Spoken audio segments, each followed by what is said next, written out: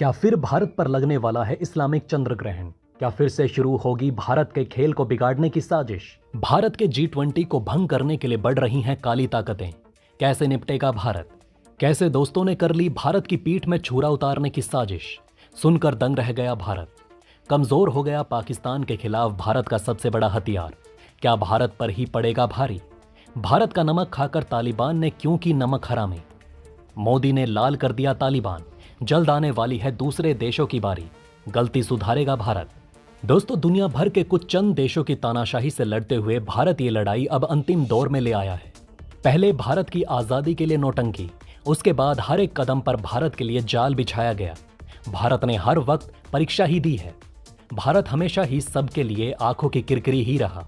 लेकिन कहते हैं ना कि समय का पहिया घूमता है और सबको सबकी औकात दिखाता है। अब समय ने फिर करवट लेना शुरू की है। फिर समय उसी समय को दोहराने वाला है जब भारत विश्व गुरु हुआ करता था। इसकी शुरुआत भारत के एक कदम से शुरू हो चुकी है। जी हां दोस्तों, भारत फिर अपने उसी स्वर्णिम काल में जाने वाला है। पहला कदम उठा चुका है। G20 में दुनिया के सभी देश आकर भारत की धाक देखने वाले हैं। भारत के असली रुतबे को महसूस करने वाले हैं। ऐसे में भारत यहां से एक नया इतिहास लिखना शुरू कर देगा। बस इसी की जलन कई देशों की छाती को चीर रही है। मुस्लिम देशों के एक वर्ग ने भारत पर हाल ही में आरोप लगाया था कि देश में मुस्लिमों के साथ बेहतर व्यवहार नहीं हो रहा। एक के बाद एक कुछ घटनाओं से ये विवाद और बढ़ा। तमाम मुस्लिम देशों ने इस पर कड़ी आपत्ति जताई और सख्त बयान जारी किया। इस प्रकरण के बाद ये मुस्लिम देश भारत की छाती पर चढ़ने की कोशिश में थे, लेकिन भारत की ताकत के आगे छोटे पड़ गए। अब भारत की डिप्लोमेटिक पावर के कारण ये चुप हो गए, लेकिन अंदर ही अंदर जल रहे हैं। ऐसे में दोस्तों, आज की खबर में मैं आपको बताऊंगा कि कौन से दो देश दुश्मन बनकर भारत के सामने आए हैं, जो भारत से नमक हरामी कर रहे हैं, भारत से गद्दारी कर रहे हैं। आपको पहले देश का नाम सुनकर इतना गुस्सा आएगा कि आप गुस्से की आग में भर जाएंगे। इसमें तो एक देश ऐसा है जिसे भारत ने भूख से मरते हुए बचाया है। आपको बता दें कि अब इन मुस्लिम देशों को पता चल गया है कि सिर्फ तेल के भरोसे एक देश नहीं चलाया जा सकता। तेल एक ना एक दिन खत्म हो ही जाएगा। इसलिए ये देश अब विकास चाहते हैं और इसलिए इस समय विकास की पटरी पर भारत की ही ट्रेन सबसे तेज दौड़ रही है। इसलिए भारत को देखकर इन देशों के मन में लड्डू फूट रहे हैं। लेकिन साथ ही साथ ये देश भारत की पीठ में खंजर मारने की तैयारी भी कर रहे थे। अब पाकिस्तान तो खुद ही भिखारी है, अमेरिका नंबर 1 का ठग है और रूस तो युद्ध में व्यस्त है। तो इसी के लिए इन देशों के लिए एकमात्र रास्ता भारत का है, क्योंकि भारत सेना से मजबूत देश भी है जो समय आने पर रक्षा भी कर सकता है। भारत कूटनीति में भी माहिर है। भारत की इकोनॉमी रॉकेट की तरह आगे बढ़ रही है और सबसे जरूरी बात कि इन देशों को भारत जैसा भरोसेमंद देश भी नहीं मिलेगा। तो सुनिए, भारत की पीठ में खंजर उतारने सबसे पहले तालिबान आया और दूसरा सऊदी अरब आया।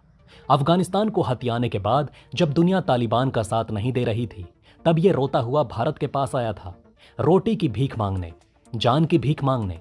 भारत ने मुफ्त में इस देश को अनाज दिए, जीवन दिया। भारत अब वहां दूतावास भी शुरू कर चुका है। ऐसे में जब दुनिया इस देश का साथ नहीं दे रही थी, तब भारत इसका साथ इसलिए दे रहा था क्योंकि भारत चाहता था कि वहां रहने वाले भारत के लोग सुख और शांति से रहें, सही जीवन जिएं।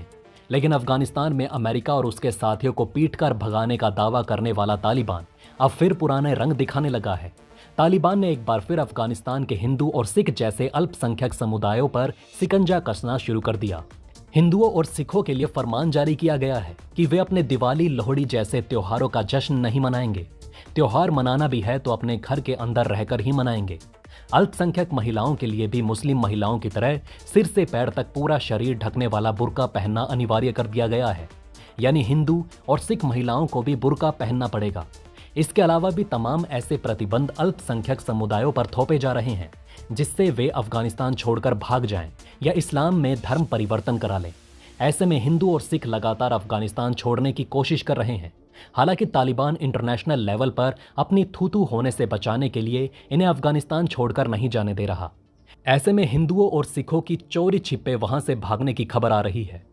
गौरतलब है कि तालिबान ने जब पहली बार अफगानिस्तान में कब्जा किया था, तब भी उसने इसी तरह के प्रतिबंध लगाए थे। यहां तक कि उसने हिंदू और सिखों की पहचान के लिए उन्हें पीले बैज पहनने के लिए कहा था। मंदिर बनाने पर प्रतिबंध लगा दिया गया था। यही नहीं, इस्लामिक आक्रांताओं द्वारा गैर मुस्लिम पर लगाया जाने वाला जजिया कर भी उसने हिंदू और सिखों पर थोप दिया था। अब तालिबान का ये कदम भारत को बहुत ठेस पहुंचा रहा है। अब आइए सऊदी अरब की करतूत भी देख लेते हैं। आपको बता दें कि साल के शुरुआत में जब G20 की टूरिज्म वर्किंग ग्रुप की बैठक में सऊदी अरब ने आने से इनकार कर दिया था, तब से भारत को बहुत ठेस लगा। G20 के इस अहम बैठक से पहले ही पाकिस्तान ने कई मुस्लिम देशों से इस समिट में भाग लेने की अपील की थी, क्योंकि ये बैठक कश्मीर में थी।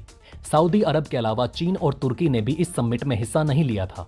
सऊदी अरब ने बैठक में शामिल न होने की वजह नहीं बताई, लेकिन इसे कश्मीर मुद्दे से जोड़कर देखा जा रहा है और यही सही भी है। पाकिस्तान भी इसे अपनी कूटनीतिक जीत बताने में जुट गया। हालांकि ये पहली बार नहीं है जब G20 के सदस्य देश सऊदी अरब ने भारत को झटका दिया।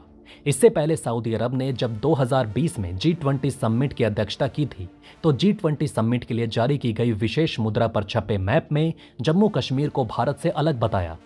सऊदी अरब के इस कदम पर भारत सरकार ने कड़ी प्रतिक्रिया दी, जिसके बाद सऊदी अरब ने इस करेंसी को वापस ले लिया था। आपको बता दें कि सऊदी अरब का यह बर्ताव भारत को पसंद नहीं आया। ये भारत के पैरों तले जमीन सरकाने जैसा था। अब फिर सऊदी ऐसा ही कुछ करता हुआ दिखाई दे रहा है। एक तरफ कश्मीर वाले मुद्दे पर वो पाकिस्तान के साथ ज्यादा दिखाई दे रहा है, तो वहीं दूसरी तरफ वो भारत की कुर्सी छीनना चाहता है। जी हां दोस्तों, साफ साफ देखा जा सकता है अब तक इस बदलती दुनिया के दो पोल थे, अमेरिका और रूस। इन दोनों पोलों के बीच भारत की कुर्सी सबसे अहम थी। भारत दोनों के बीच एक जैसा था, इसलिए भारत को कोई नुकसान नहीं होता। अब बदलते इकोनॉमिक ऑर्डर में रूस और चीन उभर कर आएंगे, इसीलिए अब रूस और चीन के बीच भी कुर्सी की जगह सऊदी लेना चाहता है, क्योंकि सऊदी की दूरगामी सोच का मानना है कि अब दुनिया यहां से चलेगी और दुनिया मैं चलाऊंगा। लेकिन अब इन दोनों खबरों में भारत के लिए ज्यादा परेशान होने वाली बात नहीं है, क्योंकि ये दोनों देश कर कुछ भी लें, लेकिन आकर भारत के पांव चाटेंगे। तालिबान को पेट भरने की जरूरत पड़ेगी ही, और सऊदी को अगर आगे बढ़ना है तो बिना भारत की जी हुजूरी किए वो आगे बढ़ नहीं सकता।